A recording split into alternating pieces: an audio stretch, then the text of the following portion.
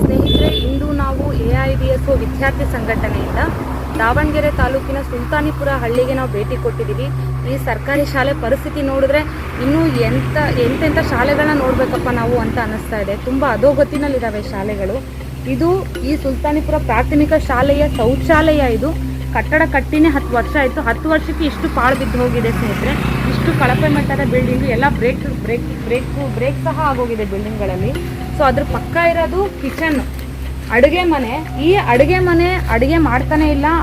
ಅದಕ್ಕೋಸ್ಕರ ಏನು ಮಾಡ್ತಿದ್ದಾರೆ, ಅಂಗನವಾಡಿ ಕೇಂದ್ರದಲ್ಲಿ ಅಡುಗೆನ ಮಾಡ್ಕೊಳ್ಳೋಕ್ಕೆ ವ್ಯವಸ್ಥೆಗಳನ್ನ ಮಾಡ್ಕೊಂಡಿದ್ದಾರೆ. ಹಾಗೆಯೇ ಈ ಶಾಲೆಯ ಪರಿಸ್ಥಿತಿ ತುಂಬ ಚೆನ್ನಾಗಿದೆ ಅಂತಲೂ ಅಲ್ಲ. ಸೊ ಇಲ್ಲಿ ಬರೀ 8 ಮಕ್ಕಳು ಮಾತ್ರ ಇರೋದು. ಹಾಗೆಯೇ 2 ಮೇಷ್ಟ್ರಿದ್ರು, ಒಬ್ಬರನ್ನ ಬೇರೆ ಕಡೆ ಡೆಪ್ಯೂಟ್ ಮಾಡಿದ್ದಾರೆ ಮಕ್ಕಳ ಸಂಖ್ಯೆ ಕಡಿಮೆ ಇದೆ ಅಂತ ಹೇಳಿ. ಹಾಗೆಯೇ ಇಲ್ಲಿ ಬಿಲ್ಡಿಂಗ್ ಪ್ರಾಬ್ಲಮ್ ಏನಪ್ಪ ಅಂತ ಹೇಳಿದ್ರೆ, ಸೊ ಇಲ್ಲೆಲ್ಲ ಏನು ಕಟ್ಟಿಗೆಗಳಿದೆ. ಹಾಗೆಯೇ ಇಲ್ಲಿ ಗುಂಗಾಡಿ ಹುಳುಗಳು ತುಂಬ ಕಾಡ್ತಾ ಇದೆ. ಆ ಗುಂಗಾಡಿ ಹುಳಗಳು ಕೊರ್ದು ಏನಾಗಿದೆ, ಕಟ್ಟಿಗೆ ಮುರಿದು ಅಥವಾ ಹಂಚುಗಳು ಬೀರೋ ಸಾಧ್ಯತೆಗಳು ಸಹ ಇದೆ. ಸೊ ಇಲ್ಲಿಂದನೂ ಎಷ್ಟೋ ಪೇರೆಂಟ್ಸ್ಗಳಿಗೂ ವರಿ ಆಗುತ್ತೆ. ಆಮೇಲೆ ಆ ಹಂಚುಗಳು ಕೆಲವು ಕಡೆಗೆ ಆ ಹಂಚುಗಳು ಬ್ರೇಕೇಜ್ ಆಗಿಬಿಟ್ಟು ಒಳಗಡೆಗೆ ಕಟ್ಟಡ ಕುಸಿತಾ ಇರೋದನ್ನ, ಅಂದರೆ ಮಳೆ ಬಂದಾಗ ನೀರು ಸಹ ಸೋರುತ್ತೆ ಸ್ನೇಹಿತರೆ.